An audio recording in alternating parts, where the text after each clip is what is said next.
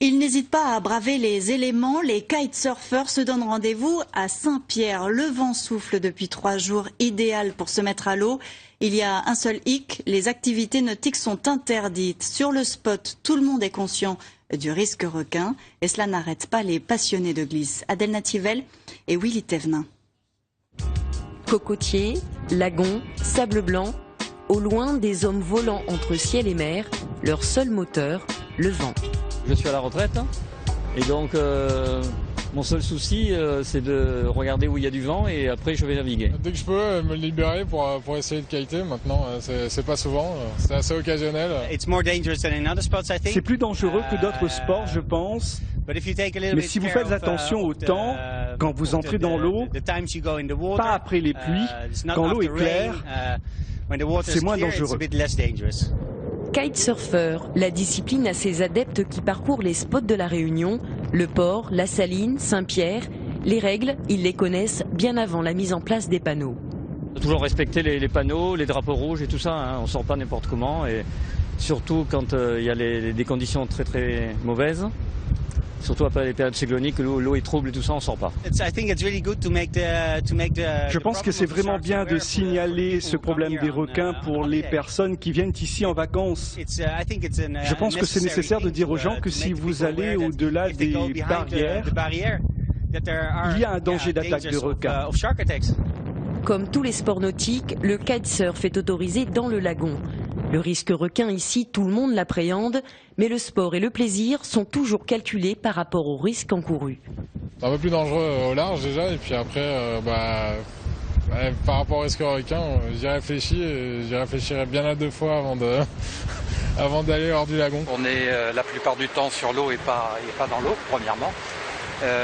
Puis deuxièmement, pour moi, le risque requin, il existe surtout en eau trouble.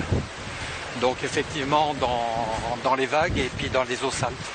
En kite, on part en pleine mer, l'eau est claire. Malgré les panneaux, le risque zéro n'existe pas. Et comment limiter le vent et les risques naturels?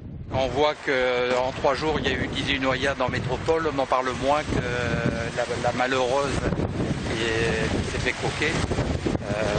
C'est malheureux, mais c'est les risques de la nature. Il y a les mêmes risques en montagne, etc. Il faut pouvoir l'accepter aussi. Rebelles, les kitesurfers au-delà du lagon, certains vous l'affirmeront. Dans le vent, diront d'autres, peut-être un nouveau souffle pour le surf à la Réunion. Beaucoup de vent sur les plages, crise requin, ces vacances ne sont pas signe de reprise pour les hôtels de l'île. Ils sont loin d'avoir fait le plein depuis juin. Les gîtes s'en tirent mieux, mais dans l'ensemble, l'hiver austral a refroidi les touristes. Émilie de Balman et Christian Crans. À l'ombre d'un parasol, Lexane et Héloïse organisent leurs vacances. La destination Réunion est une découverte pour les 2 amis. Son frère habite ici, donc du coup c'était l'occasion de venir. Donc on est logés, c'est nickel. Vous êtes logés où? On est en haut là dans le lotissement Champagne. Vous seriez venu si il fallait payer l'hôtel? Je pense pas. Je pense pas. En plus du billet, non. J'aurais pas pu. Et elles ne sont pas les seules à bouder les hôtels. Même les 2 étoiles, pourtant moins onéreux, affichent des taux de remplissage peu élevés. Toutes catégories confondues, la chute est vertigineuse. Moins 15% en juin, moins 20% en juillet. Et la comparaison se fait avec 2012, une année déjà très morose. Alors cette année, nous avons constaté que la clientèle réunionnaise, affinitaire ou métropolitaine, fréquentait beaucoup moins les hébergements marchands. Ils ont plutôt favorisé les gîtes et hébergements dans les hauts. On a pu constater les tables d'hôtes et gîtes étaient complets à Mafat, par exemple. En cette période de crise, les ménages font très attention. Mais ce n'est pas l'unique raison. Une autre crise est venue plomber le secteur touristique, la crise requin.